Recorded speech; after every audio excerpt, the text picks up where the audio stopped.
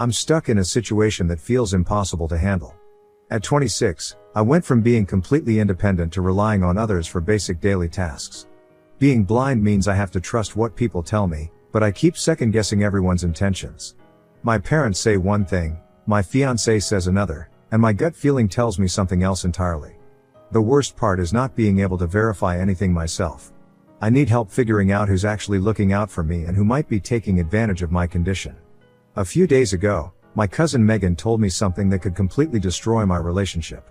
She's been my primary caregiver since the accident 6 months ago, helping me with everything from getting dressed to making meals. The accident was brutal. I was driving home from work when a delivery truck ran a red light and slammed into my car. The doctors kept me in the hospital for 3 months, running test after test. My vision got worse each week until everything went completely dark. My family visits often, but Megan is the only one who's been there consistently, day in and day out. This blindness has completely changed who I am. Before the accident, I had a great job, my own apartment, and was planning my wedding. Now I can barely walk around my own home without bumping into furniture. The thing that scares me most is losing Derek, my fiancé. We've been together since college, and while he's got his issues, I've always believed in him. He struggled with keeping jobs throughout his 20s, usually quitting after a few months because he'd get bored or clash with his bosses. His parents always enabled this behavior by paying his bills, which didn't help him grow up. I only agreed to marry Derek after he showed some real progress in his life. He finally landed a steady job at an insurance company and managed to keep it for over a year, which was huge for him. His mom wasn't happy about this. She wanted him to take over their family business, a small convenience store that's been struggling for years. But Derek wanted to prove he could make it on his own. I thought he was finally becoming the responsible person I always knew he could be. My parents weren't convinced though, especially my dad who wanted me to date his business partner's son instead. I tried breaking up with Derek after my diagnosis became permanent. I figured he wouldn't want to deal with a blind wife, especially since he was just getting his life together. But he completely refused to leave. He kept insisting that he'd spent years becoming a better person for me and wasn't going to give up now. My dad even offered to buy him out of the relationship, a fact I only learned about later from my mom. Derek turned down the money, which honestly surprised everyone since he'd always been motivated by financial gain before. The hospital stay was terrible. I spent weeks feeling sorry for myself, convinced my life was over. I couldn't even check my phone or watch TV to pass the time. The only thing that kept me going was Derek's daily visits. He'd bring me audiobooks, tell me about his day at work, and help me practice using my other senses. The nurses kept telling me how lucky I was to have such a devoted fiancé. My mom was skeptical though. She noticed he only visited during hours when other people were around, never early mornings or late nights when I really needed support. After 3 months in the hospital, my parents wanted me to move to their house in Vermont. They have this huge place with a guest house where I could stay. Derek immediately shot that idea down. He convinced everyone it would be better for my recovery to stay in familiar surroundings. That's when my parents suggested Megan move in with us. She's my mom's sister's daughter and has been a professional caregiver for 10 years. The arrangement worked well at first. Megan handled my medical needs, Derek went to work, and I started learning how to work on things while being blind. I even began working with a specialist who teaches blind people how to use computers. My sister Alice helped with the wedding plans. She's younger than me by 2 years and has always been the more outgoing one. While I was focused on my career, she was the social butterfly who knew everyone. Having her around made things feel more normal. The wedding planning gave me something to focus on besides my disability. Megan kept her distance during these planning sessions. She's very professional about her role as my caregiver, probably because she's been doing this job since she was 18. Her mother got sick when Megan was young, so she learned early how to take care of people. Unlike Alice who shares all the latest gossip, Megan only speaks when spoken to. One morning while helping me get dressed, Megan said she needed to tell me something important. This was unusual for her since she typically keeps conversations focused on my care. She mentioned that in her 10 years as a caregiver, she's worked with over 20 families and developed a sense for spotting relationship problems. Last year, she even helped one of her elderly clients discover that his son was stealing money from his accounts. She said she couldn't keep quiet about what she'd been noticing in my house, especially since we're family. After about 5 minutes of her talking in circles, I asked her to get to the point. That's when she told me that she thought Derek and Alice were having an affair. I made her repeat it twice because I couldn't believe what I was hearing. My sister and my fiancé? The fiancé who turned down my father's money to stick by me after the accident? It seemed impossible. When I pressed her for proof, Megan admitted she didn't have anything concrete. She described how they'd brush against each other unnecessarily when passing in the hallway, or how Derek would touch Alice's lower back when helping her reach things in the kitchen. Apparently, they'd gotten bold enough to do this even when I was in the room, probably thinking my blindness made me completely oblivious. Megan also mentioned hearing them whispering and laughing late at night when they thought everyone was asleep. She reminded me about last week when they both disappeared for 2 hours, claiming they were getting supplies for the wedding. I wanted to completely dismiss what Megan was saying. Derek has his faults, he's terrible with money, still plays video games like a teenager, and can't keep his car clean to save his life. But cheating? With my sister? This is the same guy who spent 3 years saving up for my engagement ring when he could have easily asked his parents for money, and the guy who sat through every single doctor's appointment after my accident. Plus, Alice and I have always been incredibly close. We shared everything growing up, from clothes to boyfriend's secrets. The idea of them betraying me seems completely insane. Now I can't stop analyzing every interaction between Derek and Alice from the past 4 years. They started getting close during my parents' 25th anniversary party, where Derek helped Alice with her catering business. After that, they'd often grab lunch together when Derek was working near her office. I always thought it was nice that they got along so well. But now I'm wondering if there were signs I missed. Like the time Derek insisted on driving Alice home after my engagement party because she'd had too much to drink, but they didn't get back until 3 hours later. Or how Alice suddenly started showing up at our house most mornings, claiming she wanted to help me get ready for the day. Maybe Megan is wrong about all of this. She's only known them for 6 months, while I've known Alice my whole life. My sister was there when I had my first heartbreak at 16, and she's the one who actually introduced me to Derek at her college graduation party. Plus, Megan comes from a family with a lot of relationship drama. Her own sister lost her husband to her best friend, so maybe she's projecting those experiences onto my situation.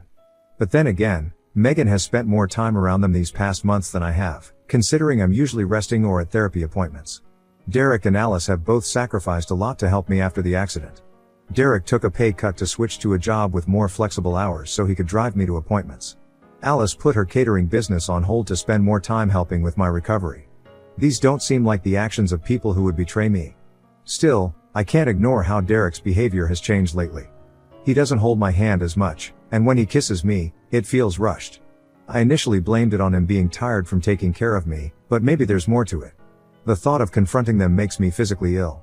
I'm totally dependent on them right now. Derek handles all our finances and Alice manages my medical appointments when Megan isn't around. My parents live 3 hours away, and my closest friends moved to different states after college. Being blind is isolating enough without pushing away the two people I rely on most. Plus, our families are so intertwined now. Derek's mom already bought her mother of the groom dress, and Alice is handling all the wedding vendors through her catering connections. I've posted about my situation on a support forum for visually impaired people, hoping someone there might have dealt with something similar. Update number 1, 2 weeks later. It's been 2 weeks since I last posted and updated. Sorry for any typos, I'm using a text-to-speech program to write these posts, but it's not perfect. My friend Samuel from my support group recommended a proofreader who specializes in helping blind clients, so my post should be clearer now. The proofreader also happens to be friends with my eye doctor, which became relevant later. These past weeks have been a nightmare of paranoia and confusion. Every interaction between Derek and Alice feels suspicious now. Last Tuesday, I heard them laughing in the kitchen, but they went completely silent when I walked in. Yesterday, Derek took 20 minutes to answer when I asked about his work day, and Alice changed the subject entirely. They used to be so quick with their responses before the accident. Now everything feels calculated, like they're checking with each other before speaking. When I mentioned this, Derek said I was being paranoid and that they're just being more thoughtful with their words since my accident. This explanation might make sense if they didn't speak normally when they think I'm sleeping. Megan has been my eyes in this situation, literally and figuratively. She's watching them whenever she can, but it's tricky since she has to help me with basically everything. She takes me to physical therapy 3 times a week, helps me shower, and assists with my exercises. The only time she's not with me is when I'm sleeping or when Derek insists on helping me instead. She said she caught them having a heated whispered argument in the garage last week, but they claimed they were discussing wedding centerpieces. The weird part is that we already finalized the centerpiece design last month. During my last checkup, my drive mentioned something interesting. The damage to my eyes isn't as permanent as they initially thought. There's a surgical procedure that could restore about 75% of my vision. But it's extremely risky. I could end up with severe complications, possibly affecting my entire nervous system. The surgery would involve multiple procedures over several weeks, with a 40% chance of success. He left the decision up to me, but Megan thinks this might be my chance to regain my vision. When my doctor first mentioned the surgery option, I immediately said no. I'd spent 3 months in the hospital after the accident, dealing with countless tests and procedures. The constant beeping of machines, the endless rounds of medications, and the rotating shifts of nurses had driven me almost crazy. My hospital room became my entire world. I couldn't even go to the bathroom without assistance. My hair started falling out from stress, and I developed anxiety attacks whenever I heard medical equipment rolling down the hallway. The thought of going through all that again, with only a 40% chance of success, seemed insane. But lately, Megan's been showing me testimonials from patients who've had similar procedures. We've been researching everything: the surgeon's background, possible complications, recovery time, and even insurance coverage. The surgery would cost nearly $200,000, but my accident insurance would cover 80% of it. Derek's been pushing me to save that insurance money for our future house, which feels odd since he used to encourage me to try every possible treatment. My older brother, who's a pharmacist, looked into the medication regime I'd need and says it's actually less intense than my previous treatments. The idea of surprising Derek at our wedding by being able to see him at the altar keeps playing in my head. But Megan's more focused on using this as a way to confirm her suspicions about him and Alice. The surgery would require at least 6 weeks of recovery, which means I'd be back home about 3 weeks before the wedding. That's assuming everything goes perfectly and there are no complications. I feel kinda guilty about potentially using a medical procedure as a trap. What if I go through all this trauma and pain only to find out I was wrong about everything? My therapist says I need to be sure about my motivations. Am I doing this for myself or just to catch them? Please, can you guys give me an advice on what should I do going forward? Update number 2, 3 months later. 3 months have passed, and I went through with the surgery. After weeks of research and conversations with former patients, I decided to take the risk. The preparation was intense. I had to stop certain medications, go through multiple pre-surgery screenings, and even had to gain some weight because the doctors said recovery would be easier if I wasn't underweight. I spent 5 days in pre-op procedures before they could even start the main surgery. I told everyone I was attending a specialized Braille learning program in Boston. Derek and Alice immediately suggested that Megan should go back to her family during this time to save money. According to them, paying her full salary while I was away made no sense. I tried arguing that she could help maintain the house, but they were persistent. They even called my parents to back them up, claiming Megan deserved a break. My mom agreed, saying it would give Derek and Alice time to finalize wedding preparations. The whole situation felt convenient for them, but I couldn't say anything without revealing my real plans. Megan found an apartment near the hospital where I had my surgery. She split her time between visiting me and picking up shifts at a local nursing home to cover her expenses. The surgery itself went better than expected, but recovery was brutal.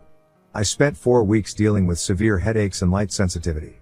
The doctors had to keep adjusting my medication because my body kept rejecting the initial prescriptions. Through it all, Megan was there, helping me practice eye exercises and reading me updates from my medical charts. During those hospital nights, Megan told me about her childhood. While I was getting piano lessons and going to summer camps, she was working at a diner at age 14 to help pay her mom's medical bills. Her father left when she was young, and her mother developed MS soon after. She never got to finish college because she had to work full-time as a caregiver. Meanwhile, my biggest concern in my early 20s was whether to accept my dad's offer to work at his firm or pursue my own career path. My privilege became pretty obvious during these conversations. The month in the hospital changed my perspective completely.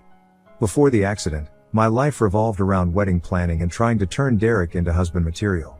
I had this perfect vision of our future, a house in the suburbs, 2 kids, and weekend barbecues with friends. Now I was lying in a hospital bed, terrified about what I might discover when I could see again. I started thinking about what I actually wanted from life. Maybe I could use my insurance money to start my own business instead of saving it for a house with Derek. I could travel, go back to school. The accident forced me to see that I've been living someone else's version of a perfect life. Update number 3, 1 month later. It's been a month since my last update, and the surgery was successful. I now have 75% of my vision back. The doctors say this is better than they expected. Colors are still a bit blurry, and I need special glasses for light sensitivity, but it's incredible compared to complete darkness. Back at home, I've been pretending I'm still blind. The glasses help sell the story since I need to wear them anyway. Megan moved back in, and we've fallen back into our old routine, except now I can actually see what's happening around me. These past few weeks have been emotionally exhausting. There have been at least 10 times when I wanted to scream out that I could see everything.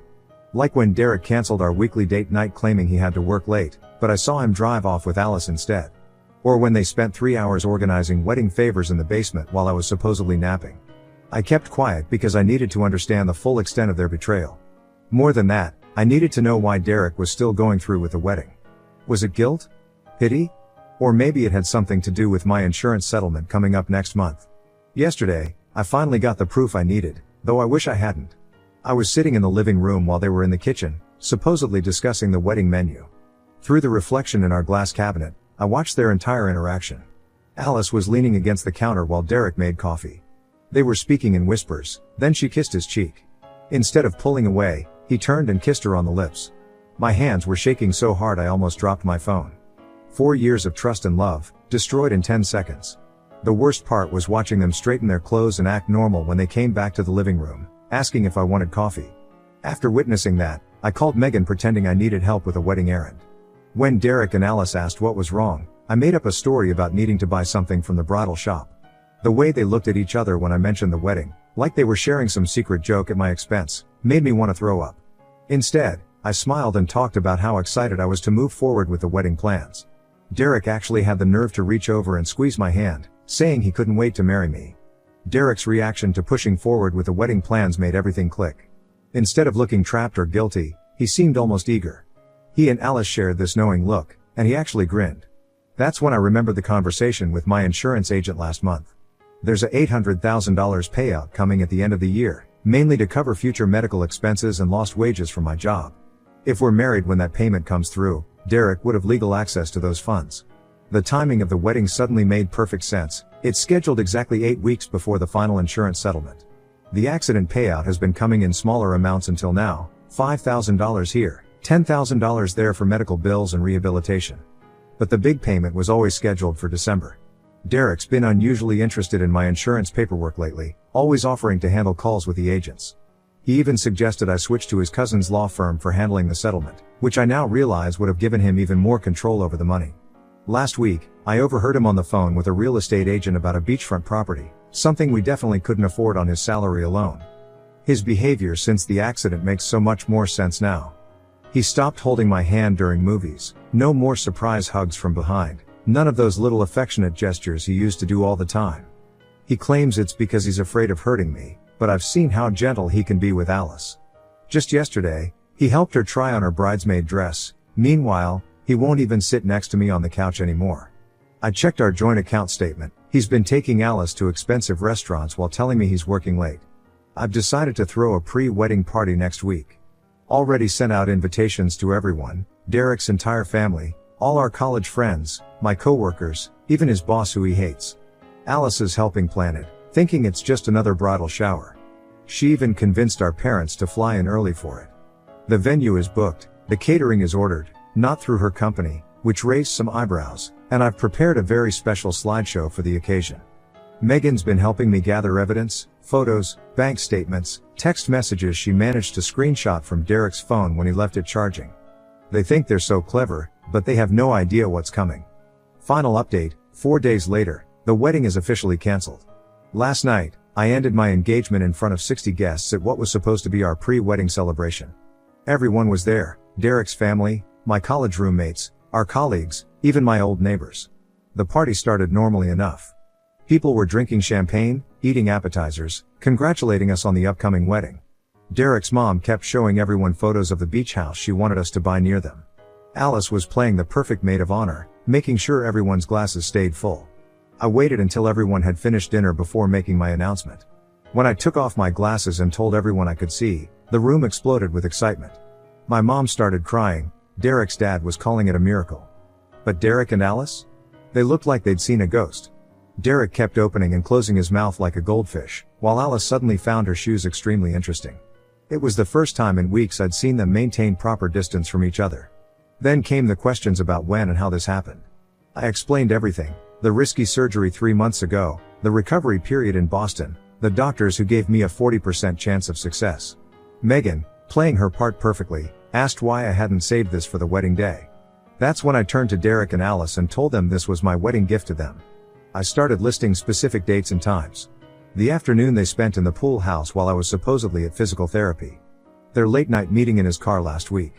The kisses they thought no one could see. With each detail, Alice's face got paler and Derek's hands started shaking.